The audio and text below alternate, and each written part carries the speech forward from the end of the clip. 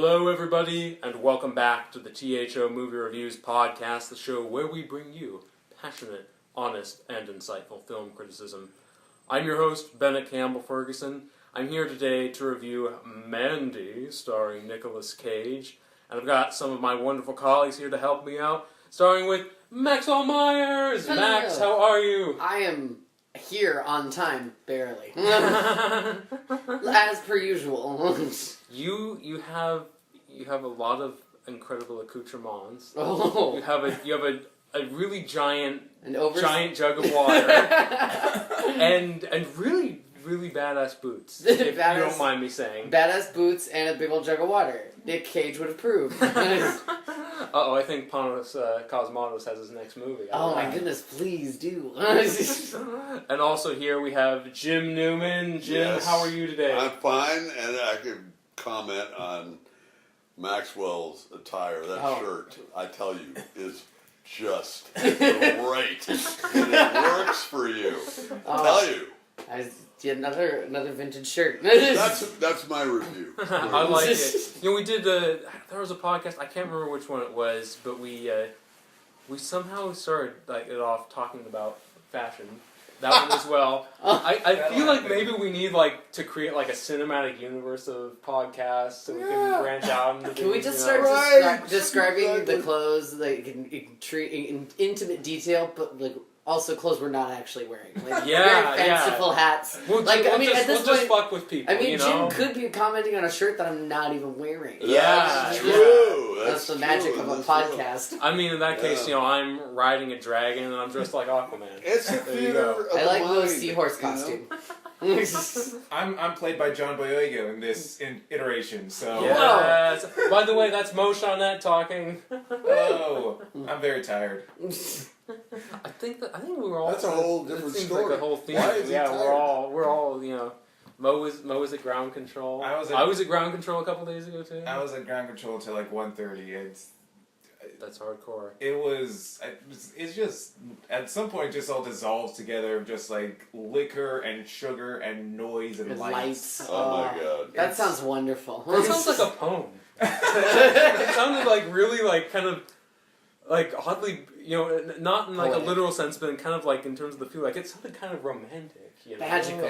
And you get the sound of jingling quarters and drunk people dropping their glasses and 90s pinball sounds. 90s hits playing over the radio. I still have "Here We Go" by NSYNC stuck in my head. Oh no. By the way, I just noticed last time I was there. Yes. The games have cup holders. They do. Somehow I never noticed that before. That's so cool. It's a barcade. That's kind of the... They better have cup holders. But it sounds like if people are dropping their glasses, the whole cup holder thing is lost on some folks. That's just being drunk at 1:30.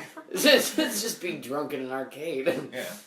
Alright, so I think it's time to segue down into Mandy Town. Wow. Serious up. There's a lot to unpack, as a pretentious college professor might say. It's amazing how useful that phrase is, even though it's kind of annoying.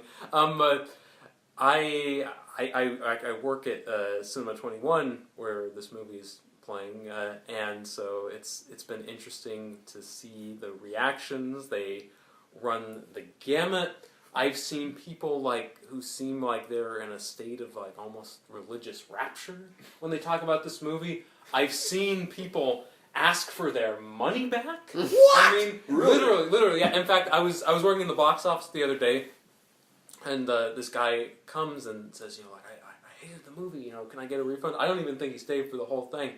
I was told to give him a courtesy pass, and he went on his way. But the point of this ramble is very polarized reactions.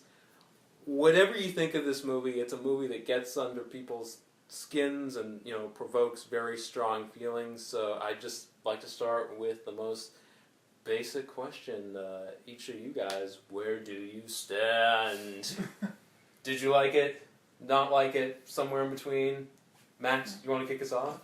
I mean, I'm a little scared now because it sounds like maybe I loved it. I loved it to pieces, and I didn't think it would. I really didn't know what this movie was about beyond basic plot. I watched the trailer once, I think when you first mentioned the podcast weeks ago, I was like, what the hell is Mandy? And I went and I saw the trailer. I've watched the trailer multiple times, and I never understood what it was about from the trailer. The trailer always just confused me. And I was like, okay, I think, like, I get, like, a general, even people were like, well, what's it about? I was like, kind of forgot, and I was like, I think there's a cult leader, and Nick Cage's girlfriend or wife gets kidnapped. I think he goes after her, or goes to get her back. It was a little off base. I was a little off topic there. But still, yeah, I still didn't, I mean, you could watch that trailer, you will not know what you're getting into. It was bananas the entire time. On Friday, I actually went into a double feature at the Hollywood and saw Cat's Eye and Creepshow. And then on Saturday, the next night, I saw this while they were also showing Halloween with PJ Souls, which completely sold out for that one. So it was the right kind of crowd of people were out for these last few nights at the Hollywood, and I think you've had an interesting couple of days. It's been quite the ride, intermingled with some opera and Into the Woods. You know, balance. But no, I thought Mandy was great. I thought the tone was unique, but in a way that I enjoyed. I don't know what to say. It felt old school, but also new school too. Yeah, I loved it. I think this is where I can really stand on it. I think Nick Cage is insane, but I think he does a good job performing this insane role. I think sometimes Nick Cage is given a role and he makes it crazy. And I think this is one of those times where somebody handed him a crazy role and he just filled the void. And I think that's good. So I think that's a good way to put it. I think I read somewhere that Nick Cage was originally offered the role of Jeremiah, and he insisted on playing Red instead. And like, I'm so glad he did. That's probably for the better, but, right? I don't think I could handle him as Jeremiah. No, I think that would be much. Again, I think then that would have been another moment where he would take it too far. Yeah. I think actually Jeremiah does a great job. I think he has that weird control that works. And oddly enough, Nick Cage seems to have a lot of control too. Yeah. He's not he only seems to freak out a few times, which that day I even watched one of my favorite YouTube videos, Nick Cage freak out montage, which is about 2 minutes long of just moments in movies where Nick Cage is losing his shit. I think you were the one who showed me that. I love it. Do you think he goes over the top? I mean, over the top to the point where it takes you out of it. Evidently not. In this movie? Well, in any movie. All the time. That's the problem. Is sometimes he's playing a somewhat even in Bad Lieutenant, which is a fairly over the top role. I feel like even then it seems even more so. He's chewing the scenery. Bringing Nick Cage into a scene is kind of asking for an over the top performance, and again, that's why I think this one does work, because this movie is so bananas. Over the top doesn't matter, because he fits in really well. I mean, Nick Cage pulls out a chainsaw at one point to kill some guy, and the other guy just pulls out an even bigger chainsaw. That was the response of the bad guy to Nick Cage. He out-Nick Caged him. And you're like, okay, well then in this world, Nick Cage is king. And that is okay. I can't possibly begin to speculate what those chainsaws are a metaphor for. I don't care. I think it was just absolutely ridiculous. And it felt like a modern-day B-movie. And I think it's set in the 80s, which I think has this weird 83, feel. yeah. 83. 1983 AD, as the opening title says. And what's really great about it is when I was in the theater, at times I think we were laughing at... There were some ridiculous things in there, but it feels ridiculous and okay to laugh at, because some B-movies are like that, because there are also times where we're sitting there holding our mouths because we're just like, I can't believe I'm watching this right now. Well, on the TV at some point, I mean, they are making an homage to 50s horror movies or something, because there's one on the screen at a certain point, and I wanted to watch the titles and figure out what movie they were showing, and I missed it.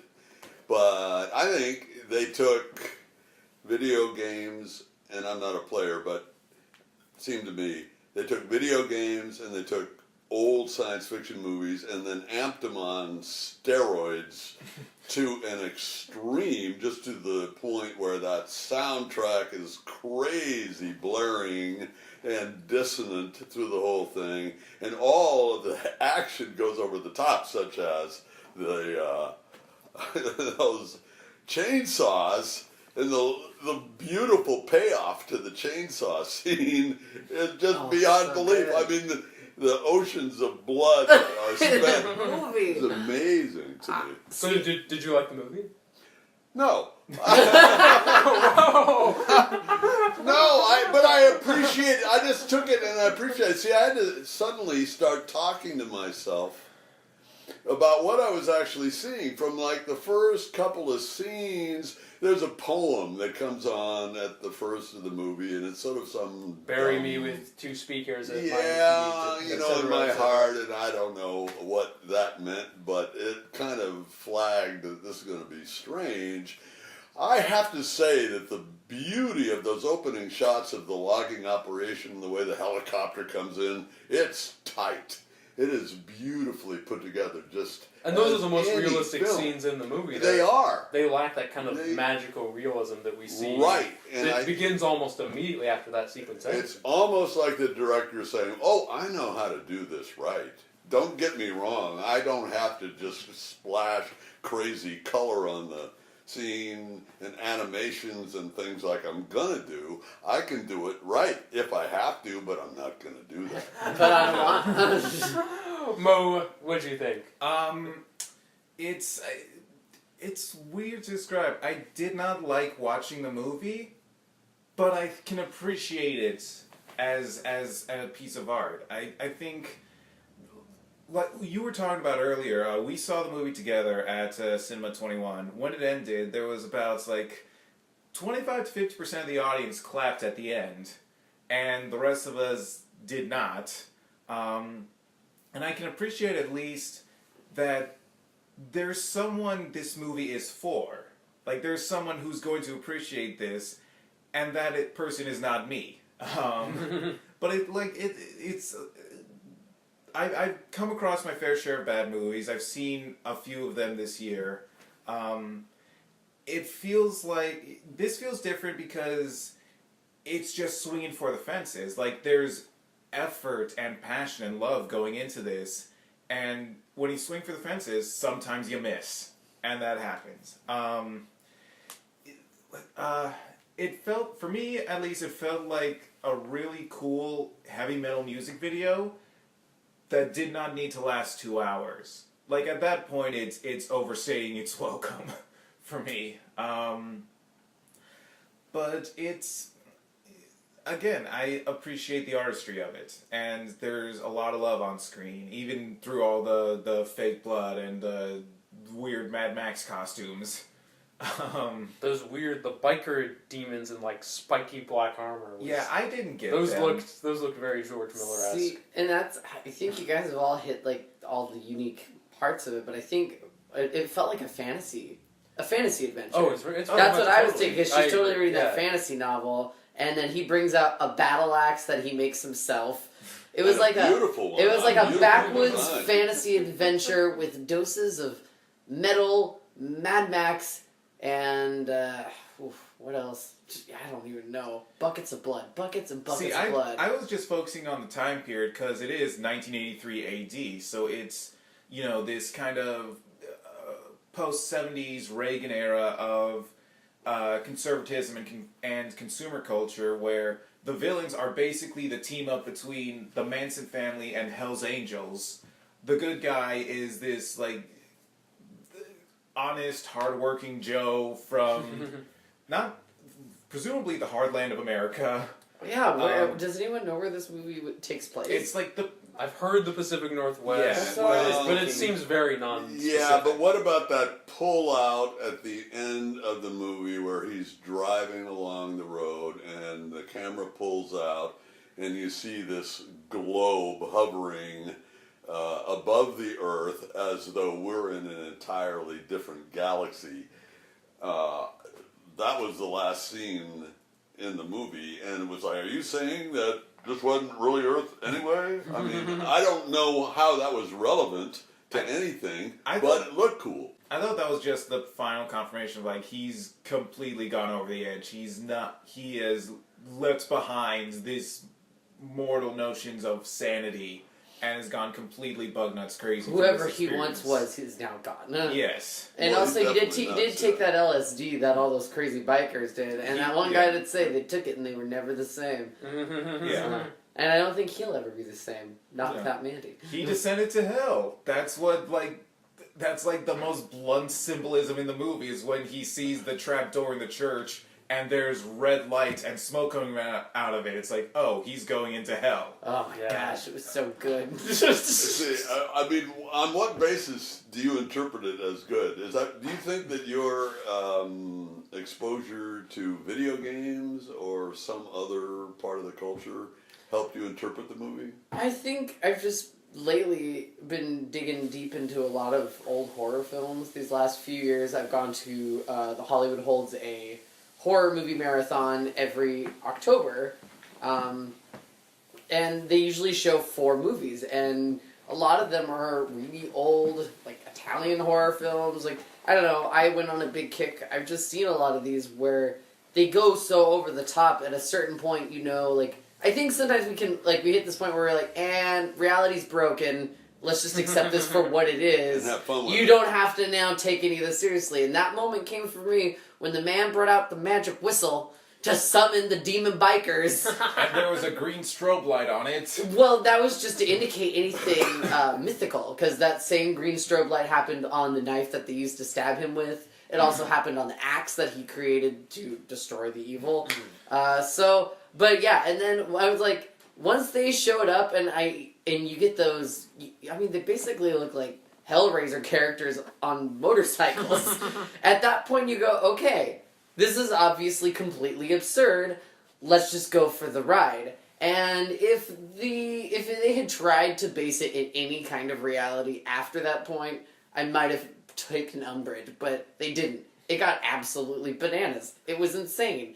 It was cuckoo for Cocoa Puffs, hopped up on LSD after a 5-week bender. It was, I could not, then again. It was drowning in cheddar goblin. At that point, like, once you're there. Cheddar goblin, man. Cheddar goblin, oh my god. Even that, I was like, and that's like, I think it just reminded me of these old things. It was obviously throwing back to a lot of old horror and heavy metal. Like, it had this very particular feel, but it was focused and it knew exactly what it was doing at the same time. So even though it was insane, it was a calculated insanity and the method and the madness, and I could see it running through the whole way. And it also was beautiful. There was a lot of great cinematography in it, and so like you said at the beginning, it's like, I know what I'm doing, so trust me, this is gonna seem insane, but just so you know, I'm steering the ship. I'm a pro. I know how to shoot a movie when I want to. See, here's... So maybe that's why it just reminds me of things I've already seen before, so it just feels like a modern take on something old. Well, we got to move on to our first official discussion question. I just want to say one more thing. I think that may be the difference between people who liked it or didn't, because this is the vibe I got from... This is the same vibe I got when I watched Stranger Things on Netflix, was a lot of people were getting nostalgic for it, because Stranger Things is a throwback to, Stephen King and John Carpenter and old school Steven Spielberg, and I had no nostalgia for that. That was not my childhood, and so this might be the same thing with Mandy, is that it's a throwback to these kind of like grindhouse exploitation films and like 80s metal and all this stuff, and I don't have an emotional connection to that, so maybe that's why it passed me by.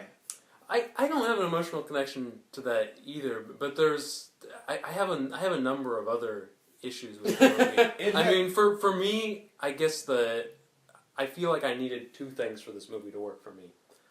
I needed to really believe that Red, the Nick Cage character, I need to really believe he loved Mandy, body and soul.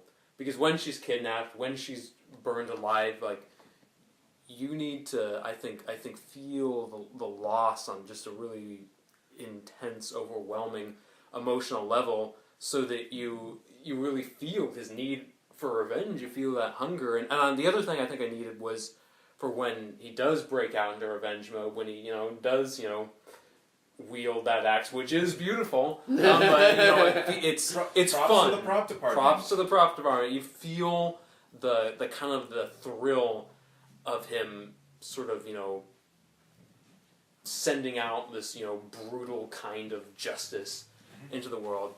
And I didn't feel either of those things. No. Because I never felt any, sense of, personality or romance between him and Mandy. I thought both characters were ciphers, to be honest, so I didn't really root for them or care for them. And to be honest, the violence and the revenge, I didn't think it was well paced or suspenseful. I felt like it was, and ultimately, I think Cage becomes sort of such a Superman. I didn't feel like I was witnessing fights. It was just a series of executions. Yeah. And I think the problem with executions is, yes, they're really disturbing, but they're also boring. It's the classic thing of, in whether we're talking about Errol Flynn versus Basil Rathbone and The Adventures of Robin Hood, or, Mark Hamill versus David Prowse in Star Wars, you always feel like either one could win, and there's a push and a pull, and it's well structured in a way to kind of whip you up into an excited frenzy. In this, it's kind of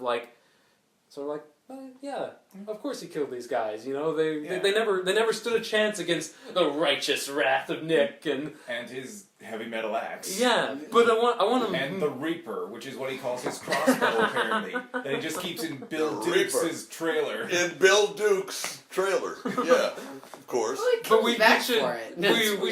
We should move on, though. I wanted to ask you guys. I think one thing that's really interesting is I've been struggling a lot with what does this movie mean. And I recently interviewed a poet and musician who was very against the idea of kind of hunting for meaning in things, and I understood a lot of what she was talking about. As an artist, she really doesn't like that, but at the same time, it's well, that's kind of what I do. That's sort of the bedrock that my life is built upon. So I set about with this movie trying to think, what does it all mean? Mo, what you're talking about with the Reagan era stuff, and what you guys were talking about with certainly the nostalgia and the style. I think you guys all went a pretty good distance and kind of unpacking the significance of everything that happens on screen. But I still want to pose the question, because I think there's a really interesting thing here between what the story's saying and what the style is saying. And I wonder if you guys could talk about, sort of the difference between what the narrative means, or if perhaps that's not important, because this movie is so focused on style, it's so focused on kind of like weird cinematography tricks and these animations where, maybe they're in there because they mean something, or maybe they're in there just to screw with your head and kind of, put you in this weird kind of altered, drugged out state. So I just would love to hear from you guys, about the idea of, is this a movie that's meant to mean something, or is it more just an experience kind of rigged to distort the senses and kind of play with your expectations even? I think this is part of the reason why I didn't like the movie, is because it feels like one of those art house journeys where there's so much weird energy thrown into it, but so little in the actual text that it feels like the writer is expecting the audience to fill in the gaps for them. And I'm not as into that. I get that, part of the point of art is that it's open to interpretation, that that anyone can project their own meaning onto it. But for me, it just feels like not necessarily lazy, but just sort of, I get maybe a little self-righteous or a little egotistical, just look at this amazing thing I made and see what you think of it. I don't know. It's not a terribly cohesion thought. I'm very tired. No, I do want to speak to that really quick. I think that is an important thought, and I think that sums up kind of my own feelings. For me, sort of the atmosphere and the visuals were so attention grabbing. I felt like a kind of character and performance sort of got kind of lost in the murk. Yeah. You know, I Like think that was an issue for me. When we were talking about it afterwards, I called it prog rock John Wick, where it's like, for all this flourishes and all the weird style going on, this is a really basic story. There's maybe half an hour or an hour worth of movie you can fill in, and they just fill the rest with slow montages and action scenes and all this stuff. And it for me at least, it felt empty by the end. It's like, why did I give 2 hours of my life to this? 2 hours and 1 minute. 2 hours and 1 minute of my life to this, including credits, because there was an after credits scene where we see what Mandy was drawing, and it's Nicolas Cage and a tiger, because he is the tiger, I guess. And it's a really good drawing. She was a good drawing. An excellent illustrator, I gotta say. I just okay, Nicolas Cage is the tiger. So what? So what? I just got this. The scene where the guy releases the tiger. Yeah. It's like he's releasing Nicolas Cage. Mind blown. Max, Jim, thoughts on kind of narrative meaning versus stylistic meaning?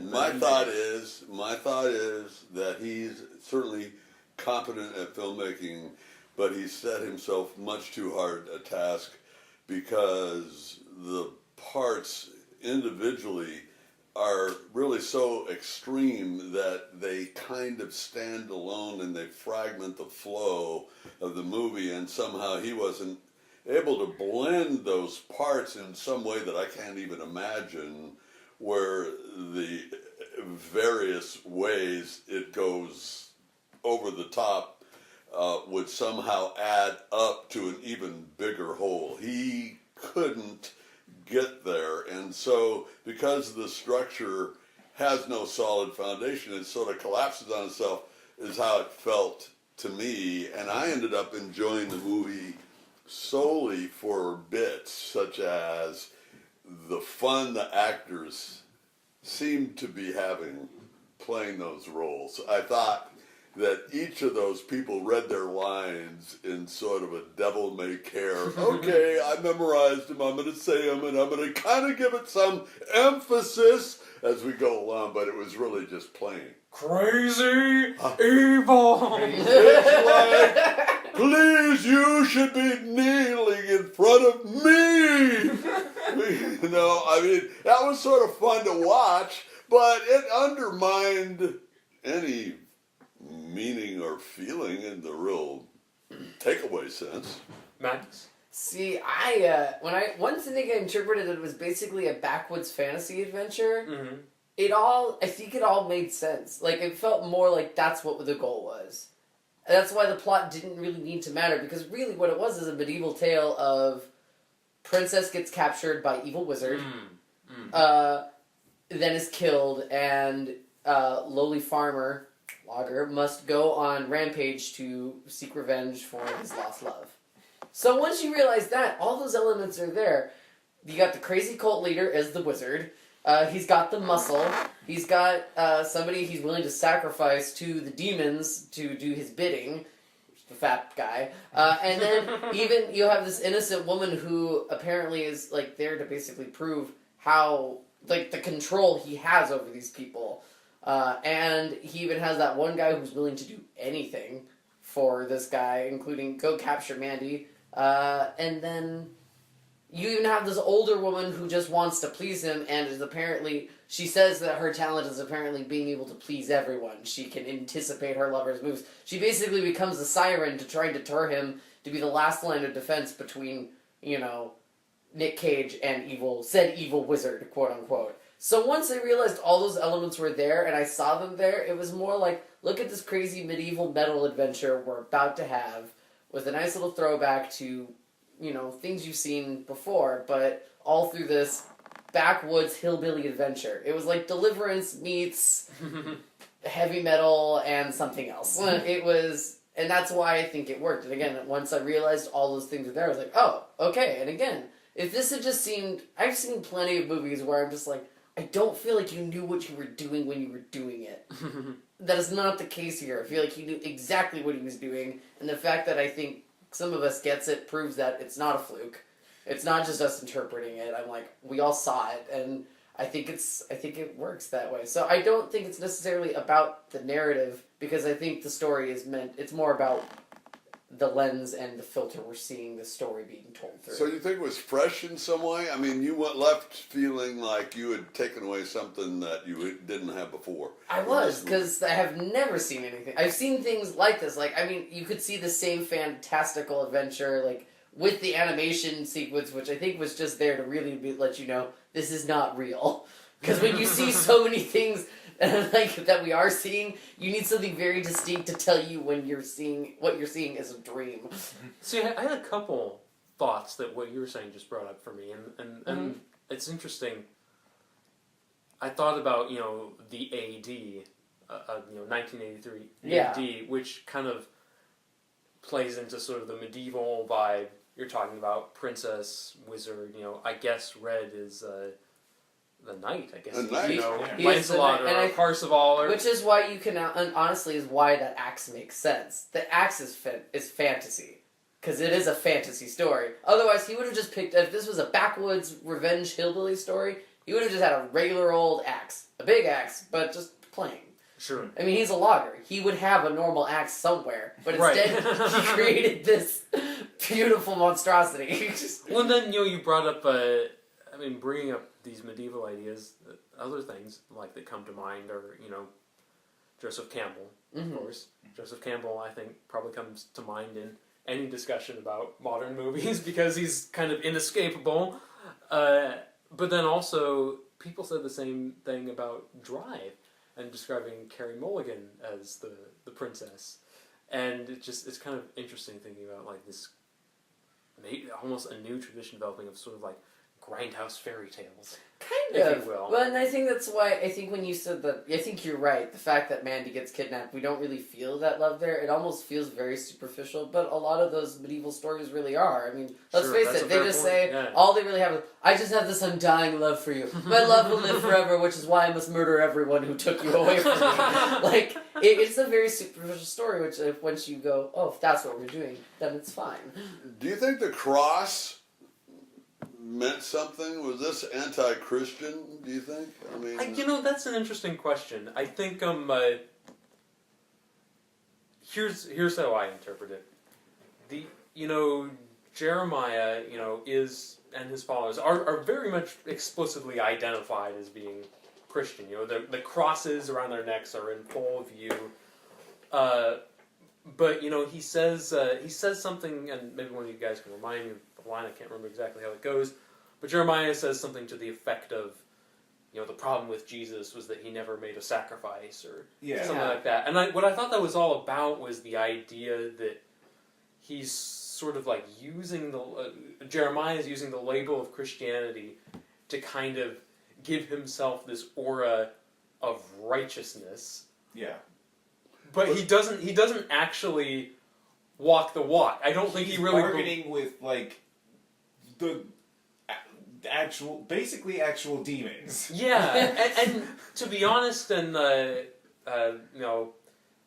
if we get any comments on this, I imagine this will blow things up in the comments section. So sorry for the people I'm about to offend. But isn't that kind of what what happens a lot in certain religions? Where people, sort of take on the label, but they don't actually live the values. They'll say, oh yeah, I'm a pious or virtuous person, but not when it comes to these people. Fuck them. I think that's it seems like it's playing on like a very like real kind of hypocrisy, and not just in religion. Any kind of like doctrine has people who want to adopt that doctrine, but only the parts of it that are convenient until for them. It doesn't suit their needs. Yeah.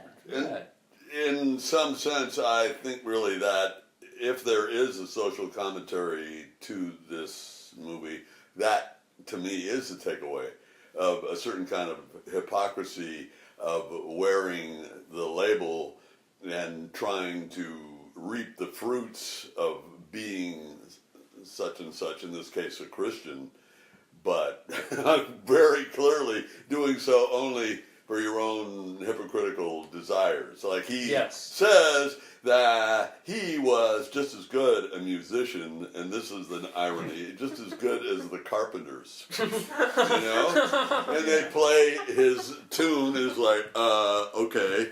But he never made it like the Carpenters, and so Jesus told him, or rather God told him, you know, you didn't get what you deserved, but I authorize you now to take whatever you want. And so that becomes his religion, that I didn't get what I wanted out of life, but I'm still real tight with God. And so he gives me dispensation to do whatever I want to fill my needs. That's his whole religion at that point. I agree. Yeah, I think that's absolutely true.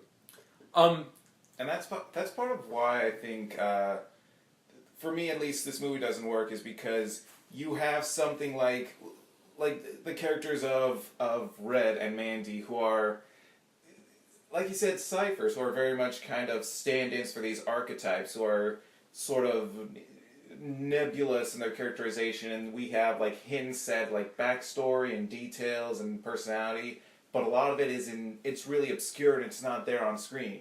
And then on the other end, we have Jeremiah, they're very upfront about who this guy is, about not just as, an allusion to Charles Manson, but also just this, what his ethos is, what his backstory is, and what his shortcomings are. Like, he feels like a complete character. And it's weird that we get both sides of both styles in this one narrative, and it feels like they clash against each other. Like, Jeremiah is honestly the more interesting character because he has this characterization. He's terrible, but at least there's something to latch onto there. Yeah, he's distinctive. Yeah, you know. Yeah, and neediness, he just wears it on his sleeve. It's kind of great to watch, really. Oh, yeah. Yeah. Before we move on, I do want to kind of speak to this question of narrative meaning versus stylistic meaning. I mean, I am very obsessed. I'm always obsessing over the question of what is a movie trying to communicate. I always think that you burrow through a movie. There's some core there. There's some idea. I feel like that's part of the fun of it. But I've also come to feel that craft or technique or style can have a meaning in and of itself. And Mo originally suggested that we review this movie because Mo said, hey, last September we reviewed Mother. We're going to need to do something bonkers this September. Apparently September's the month for a bananas movie. Yeah. By the way, ice cream truck outside, that's not a mistake. It's just going by, Just wanted to acknowledge that. It's in September we review bizarre psychological horror movies with singular names that start with the letter M. Yeah, apparently it's a tradition now. And I'll roll with that. But the thing about, Mother and Darren Aronofsky's other films, they kind of made me realize something, that I can be, fascinated with the movie partly just because of the way it shows what's possible in film. You guys all know, I'm sure, The Fountain is a really important movie to me because that was the first movie that, when I saw it as a 15-year-old, I realized, wow, you can make a movie that doesn't entirely make sense. And for me, that revelation is synonymous with that movie-going experience. It was kind of key to my understanding of film. And then, same thing with Mother last year, I realized, wow, you can make a movie that's literally entirely metaphor and in a way isn't real at all. You can make a movie that's this pure symbolism, and I really fell in love with that. And so, and I feel that a lot of the meaning of Mandy is it's okay, we're gonna take these colors, we're gonna take these kind of distorted images, instead of giving the kind of clear, crisp storytelling we see, both in Hollywood and indie films. We're going to give you something that kind of twists your brain, twists what you expect. I guess for me, this is a case when the level of invention to me was not exciting enough for it to be interesting in and of itself. Right. I mean, I feel the movie kind of left me cold. I remember watching watching everyone laugh when, Cage, snorts the cocaine in the movie, and it's Oh like, my gosh, that was hilarious. I mean, see that, I think that's like where, like the kind of like one point where I felt the divide, because people were really laughing, people thought it was really funny, and I was kind of like, yeah, I guess it's kind of amusing. It wasn't just Nick Cage doing cocaine, it was Nick Cage bending down on, picking up a piece of shattered glass, but not just like a little cocaine, a giant pile of cocaine that he did, and that glass came from the table that he himself was thrown into only moments ago before killing a dude, and he just like stands up, grabs this chunk of glass with a pile of cocaine, snorts, and then just goes on his way. And that's like, again, if it had just been a line of cocaine after nothing, fine. But it was a mountain of cocaine off a sharded glass. It was so, even that tiny detail was absurd. It was like, and yeah, we laughed because like I think even the director was like, this is ridiculous, and it's okay because I felt like we were all laughing, which I think means we were all kind of in on it. But can you unpack more why? What about your experience of movies and your memory of other movies and stuff made that funny? Because I think it's. If you watch a lot of we went and saw the Night of Demons, which is celebrating their 20th anniversary, and in that movie alone, the basic plot, kids go to a house to stay the night on Halloween for a party. Of course, the night is then interrupted by the demons that start possessing people. And the actress who was in tow to talk about her experience in that movie took a piece of lipstick, was sitting topless, and drew a circle around her boob, and then proceeded to shove the lipstick into the boob and just disappeared. That was a part of the movie.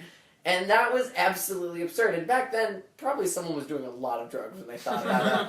And I think it's just, we don't see that anymore. That kind of thing doesn't happen unless it's in a really bad movie. Like, I think, I would expect that kind of absurdity from the people who brought us, Scary Movie or Epic Movie. Like, that, when they put it there, like, then it doesn't work. But for some reason, these absurd things fit in this genre. In this genre, it works because we've seen it done before. But in this respect, the pile of cocaine off a piece of broken glass is something straight out of the 80s and 70s and 60s. B-movie, grindhouse stuff. Since we've seen it before and we realize that's what he's doing, it's therefore okay. So it worked as nostalgia almost. It does. And I think that's where you kind of realize that this guy is doing a lot of nostalgia, which I think fails for Mo. I will admit to laughing at the cocaine scene, because that was just we were laughing up until the very end of the movie, even when it was just a montage of like that first time Nick Cage was driving Mandy home, to him imagining that Mandy's in the car after going on a murder spree, and it cuts to him covered in blood with the most maniac crazy eyes and a maniac grin on his face, like he's happy, but he's also baring his teeth. One of those smiles, and we all laughed, and then we got that crazy end visual, and I think, again, these things work because we've experienced them before in these B movies and these old movies where you're like, this is scary, but also really stupid at the same time.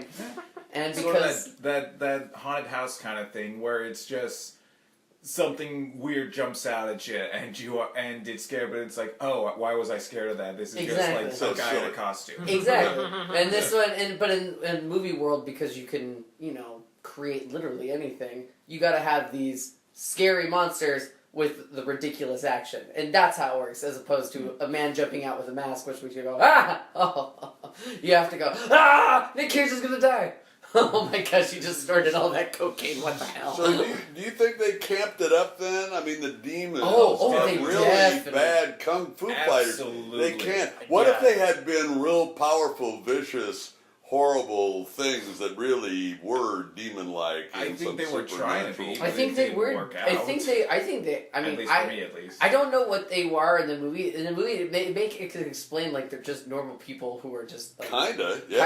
But I mean, despite that one guy who literally has all the spikes through him, makes me just go, okay, this person is not of again, the demon. He literally summons the demons of hell to take what he wants. But how come they're bad fighters? Because I think they tried. They snuck up on. They did just They fine. did try, but Jim is questioning the intricacies of demonology. I just wonder, in terms of the movie's power, that they turn out to be silly, which sort of fits with what you're saying. It does. Yeah. Well, I think there are a couple ways to interpret that, and I think all the interpretations of the events here are valid. I have a slightly different interpretation. I think Panos Cosmatos, the director, I think that he needs to hone his craft a little bit. I'm thinking about other monster movies, and this is maybe not a fair comparison, but I'm thinking about Aliens right now, in which it's a very different kind of fight, and it's sort of there's a constant ebb and flow of the action. There are moments when it's like, oh, they've got this, they're gonna be fine. Oh shit, they're screwed. They're everywhere. Oh, whew, there's a moment of peace. There's a moment of triumph. It's very kind of artfully orchestrated, like a crescendo of violence, and then there's a day crescendo, and it's it's quiet, and then bam, jump scare, it's and kind of I feel like this movie could use more variety instead of kind of it's we're gonna fight this guy and kill him, then move on to the next. And that's why I think Alien isn't really a great comparison, because Alien is scary. I watched Alien and I am scared. I do not laugh, even when I see. When you look back and you see that alien suit, it's still terrifying. If you see an actual picture of the actor wearing the suit just around set, it still looks fairly screen accurate, but also a little silly. Sure. This one isn't really meant to be a scary movie. I think it's more of a hero's journey, hero's journey and revenge tale through that metal. It's a weird genre. I don't think a lot of us.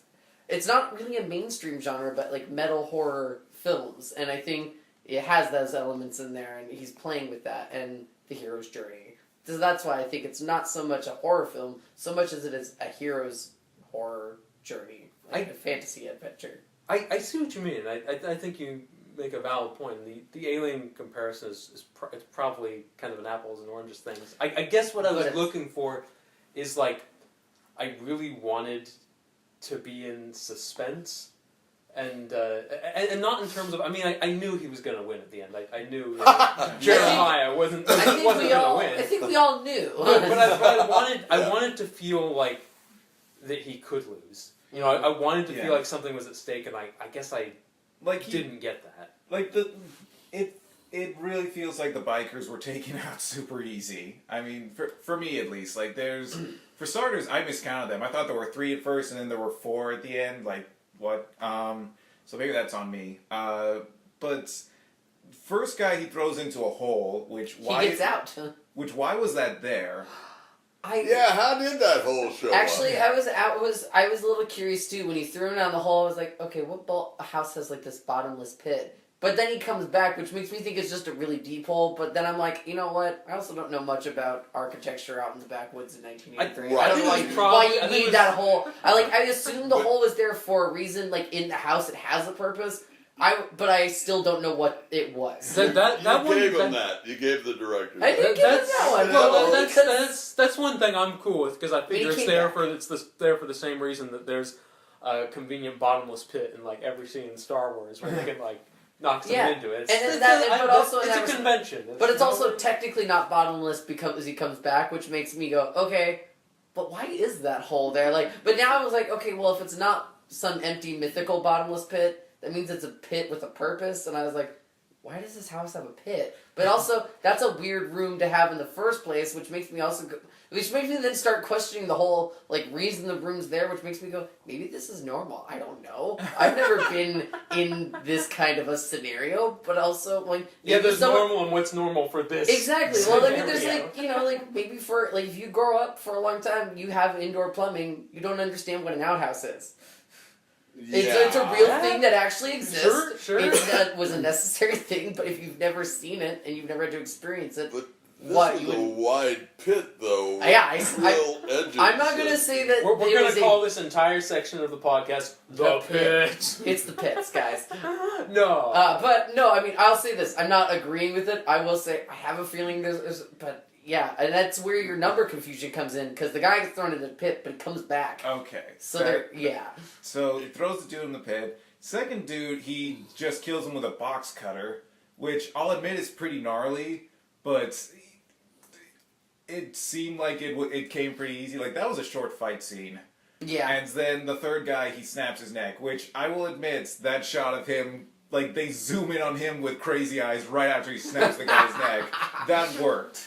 I think there's a lot of stuff in this movie that works, just not, it doesn't hold all together for me. Didn't he squeeze the guy's head so his eyeball... He crushed his skull with Jeremiah. Oh, that's right. Okay. Yeah. Spoilers. So speaking of things that work in the movie, despite my major criticism of the film, there was one scene that I think is almost perfect. It's the scene when Jeremiah exposes himself to Mandy, and she just starts cackling, just like it's the funniest thing she's ever seen. And the reason I loved it is because I love the idea of, kind of this sort of unholy specter of white male privilege, thinking like, oh yeah, I can, just capture this woman and expose my dick to her. It's totally fine. That's my right. And then the idea that, it's a really horrible, demented thing to do, but it's also just, it's really absurd when you think about it. It's just kind of pathetic. It is, and the idea that she just laughs and, then he starts masturbating furiously, presumably to prove how manly he is, and he only looks stupider. Yeah, and she's still laughing, and I felt like there was something really vital in that scene, something, just kind of an energy and kind of a level of critique that I wish could have been throughout the movie, but I don't really have any more to say on that. But what I do want to talk about is just, that made me think about just how gender is portrayed in this movie and the types of men and women we see in this film and what that means.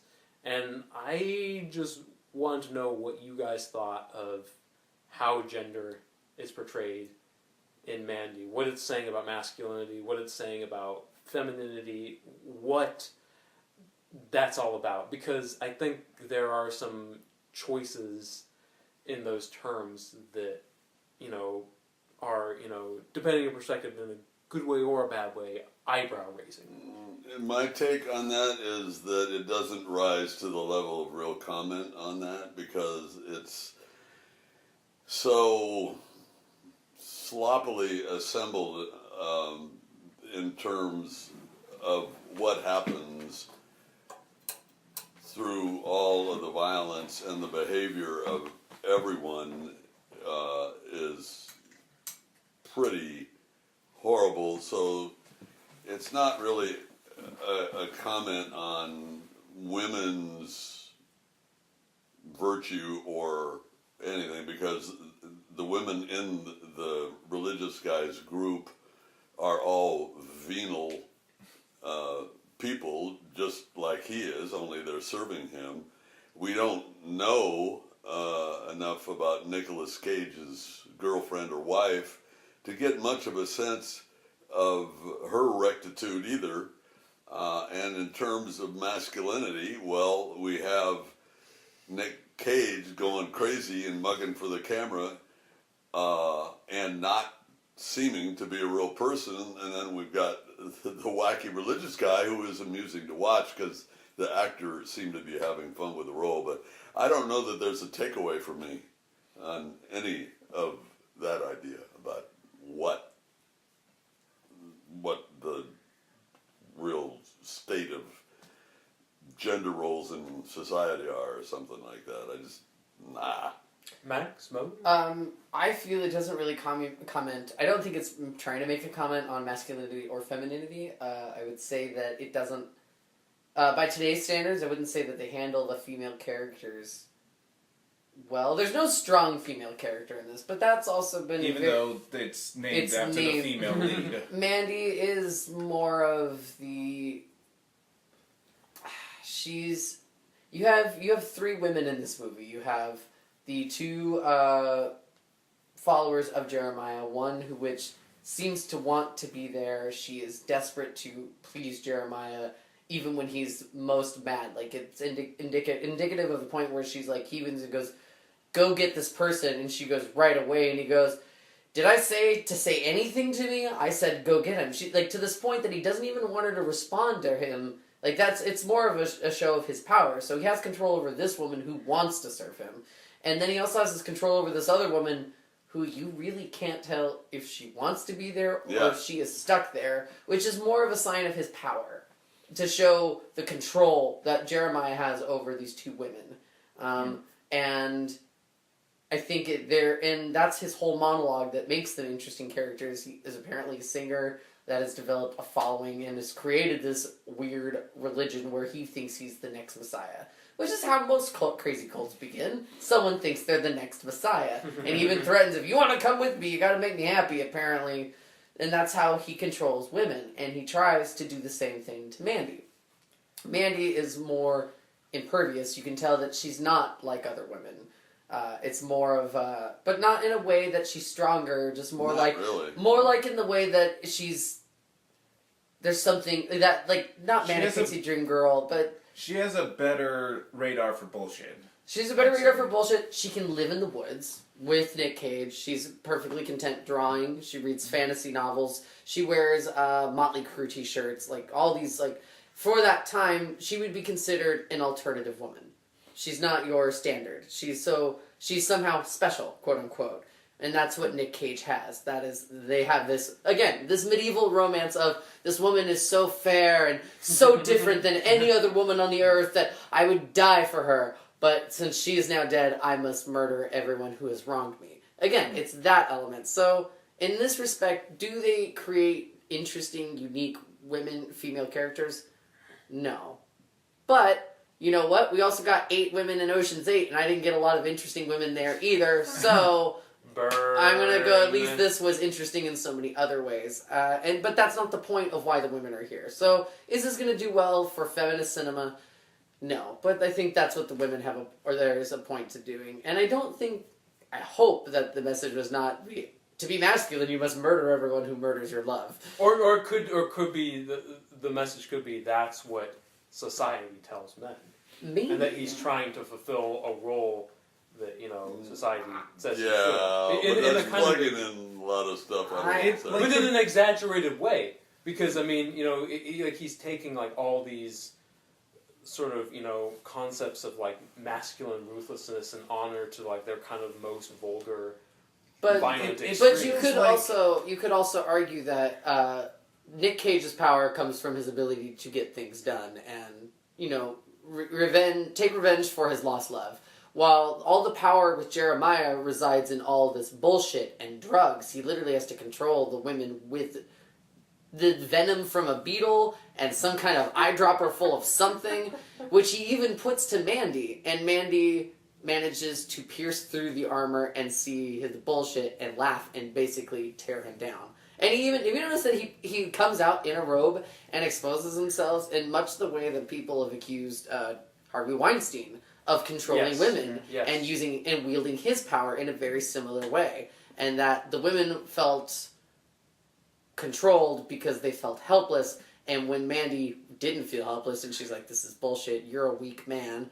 And how does she interpret that? By laughing at him, which destroys everything, and the only way he can respond is by destroying her. Because he can't have anything in the world that would somehow defy him. So I don't think it's really necessarily a comment on masculinity. I think it's just more of a knight's tale. And he's like, well, the maiden has been murdered. I must now fulfill my task. So. But then, if you look at it in this vein, like, I'm a big fan of The Revenant. And, there's that moment at the end when Tom Hardy says, killing me isn't going to bring your boy back, class. And kind of just the idea that... Jim just gave a thumbs up, by the way. Good imitation. Thank you very much. Tom Hardy, I have to say. But the idea that, like, often in movies there's this convention of the man who seeks revenge, and that by going after revenge, he proves he's strong. He proves he's, manly. But there's always this moment in the end where you realize that revenge is futile. You know, what all these men really want is to get the person they lost back, and kind of, you know, being this sort of exaggerated caricature of masculinity, like, even if it brings them some kind of satisfaction, it's not going to do that. It's ultimately a futile gesture. And I feel like at the end, when you see the kind of maddened look on his face, and he really has nothing, and when he kills Jeremiah, it doesn't even feel like a triumphant moment. I mean, it's really, I feel that in a way, there's something in there about the futility of this manly revenge idea. And that could be worth. That could be true. One of my favorite revenge films of all time, Kill Bill, really deals with that at the very last scene, which is you see Beatrix Kiddo crying on the bathroom floor, having to take revenge on the man that, you know, did all this to her, but also the man that she loved, and also, you know, and I think we do kind of see that in a way. I think that's a great message we should take from it, is that you know that his revenge is not, it's born out of pain, and I think we all are realizing nowadays more. That's, if anything, you could say, you know, Jeremiah is this calm, talking, sensitive man, but he's abusive. Yes. But then you have Nick Cage, who's willing to murder all these people, but out of pain from the loss of his love. I think that's a stretch, and I think, that begs the question: are they really so different? They are.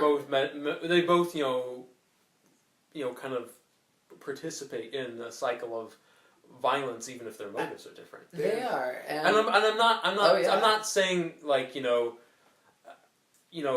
hero, villain, good, bad, but I just think it's interesting that they're both part of that cycle of violence. And, you know, for all we know, in the Mandy 2 that will never happen, you know, someone's like, you know, oh, my nephew was in that cult, and some guy named Red, you know, beat his head in, and I'm getting out my chainsaw and going after him, and it starts all over again. I mean, honestly, I hope there's never a sequel. But if there were to be a sequel, you'd have to go with the Mad Max route. He's now gone through hell and back, and he has nothing to live for, so it's just him, but then gets sucked into these crazy adventures. Do not make this movie. Let this just be how it is, which I think is, he realizes he's changed.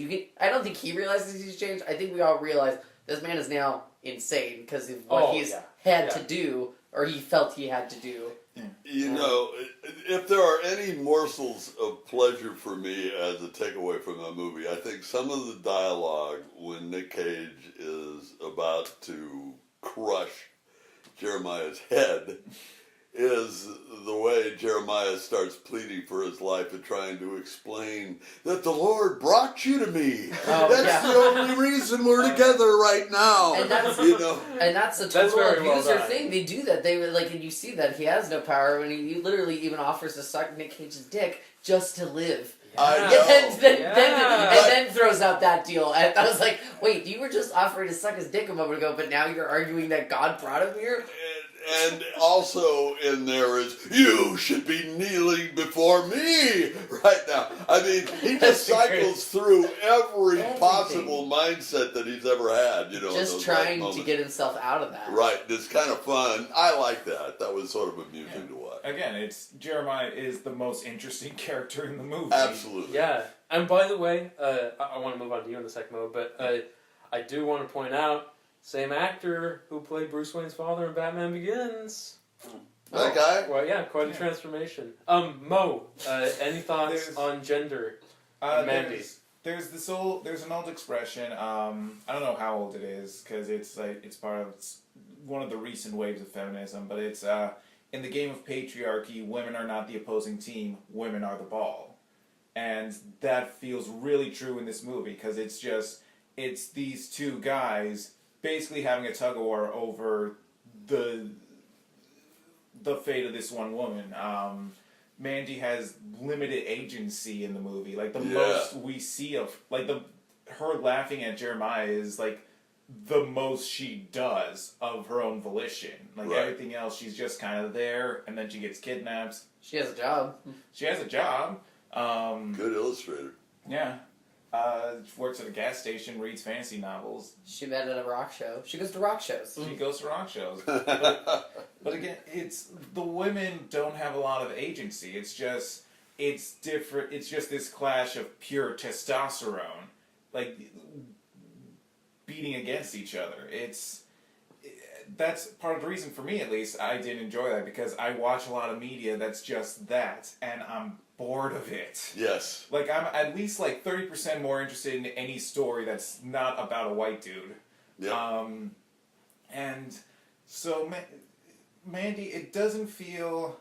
I'm not sure I would call it regressive, but at the very least, it's leaning towards maintaining a status quo that is unbalanced and unequal and just not interesting to me. I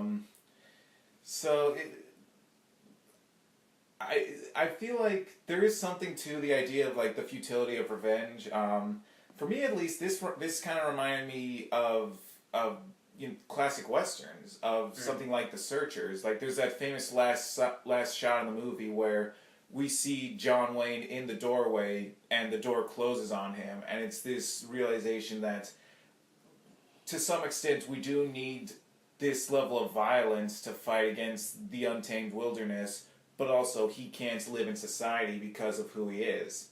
And I think that's where we leave Red off at the end of the movie, is that he's taken out this threat, these monsters, but he has become the thing he's hunted. You stare at the abyss, eventually the abyss stares back at you. That's why we see in the background, the landscape has changed. He's no longer on Earth. He's no longer a part of this world. He's not a part of our reality. Okay, I like that. That's a good way to interpret that. So, that was just my thoughts on it. I can appreciate the stuff the movie's doing, and I think there's an audience for it. Still didn't dig it. We have to wrap up in a sec here, but I do want to speak to this real quick. You alluded to this, Mo. Mm-hmm. Andrew Riseborough is really good. Yeah. Mandy is the title character. Just throwing this out there, I think a lot of my problems with the movie will be solved if, instead of dying, she gets left for dead, and the movie is about her hunting for revenge. And that is a story I would be really interested to see. And instead of kind of this very familiar male revenge drama. But we're going to have to leave it there. As I vowed to do a while back, want to end most of our podcasts with a quote. I have a quote to cap off this one. Right. I could say who it's from, but I think it's going to be pretty obvious when you hear what the quote is saying and the voice I'm going to read it in. Oh boy.